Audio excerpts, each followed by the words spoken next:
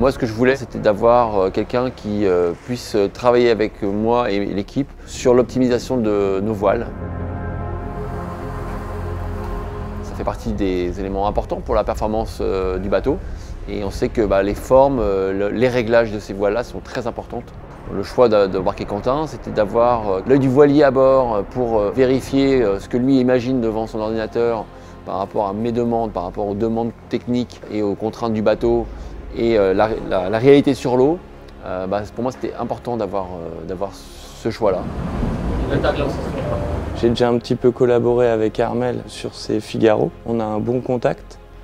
Je pense qu'ils ont envie de quelqu'un de terrain. Armel est, à mon avis, actuellement le ou l'un des meilleurs marins du monde. Il a un véritable esprit de compétition, donc il s'entoure des gens qui ont la tête un petit peu faite comme lui. Je suis un pur compétiteur, que ce soit quand je fais de la régate ou quand je fais des voiles, j'ai vraiment l'esprit de compétition. J'ai envie de faire les meilleures voiles et de gagner les courses. Et c'est dans ce cadre que je pense me fait venir Armel.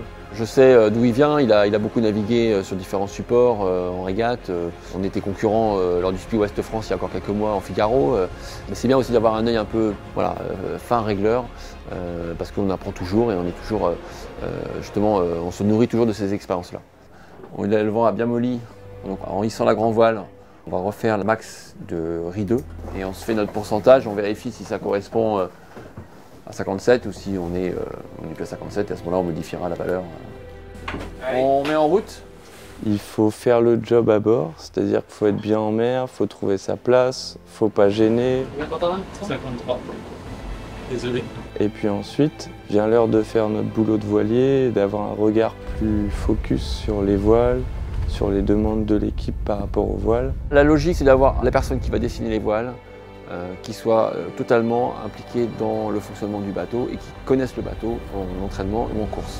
Et je pense que cet œil, lui, quand il va regarder ces voiles qu'il a dessinées, qu'ils ont fabriquées avec North, il va se dire « Ah, peut-être que là, on pourrait faire différemment parce qu'effectivement, dans ces conditions-là, on n'avait pas pensé à ça. » On part d'une base solide. Maintenant, chaque hiver, il y a des gros steps de passer au niveau performance.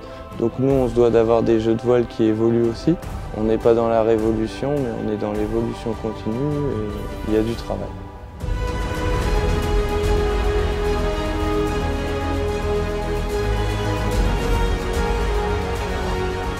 Premier essai, là, une nuit en mer. Je commence à cerner le range des voiles, les petits soucis qu'il peut y avoir. Là, on découlera sûrement des idées, des propositions. Moi, je veux avoir des repères de réglage sur toutes les différentes allures, les différentes configurations de voiles, sur notamment la route du Rhum. Et puis derrière, on a aussi une vision à moyen terme, c'est le Tour du Monde l'année prochaine. On aura des voiles à construire, à fabriquer pour ce Tour du Monde. Donc il aura aussi cette vision-là qui sera plus complète pour imaginer le jeu de voile numéro 2 de Banque Populaire.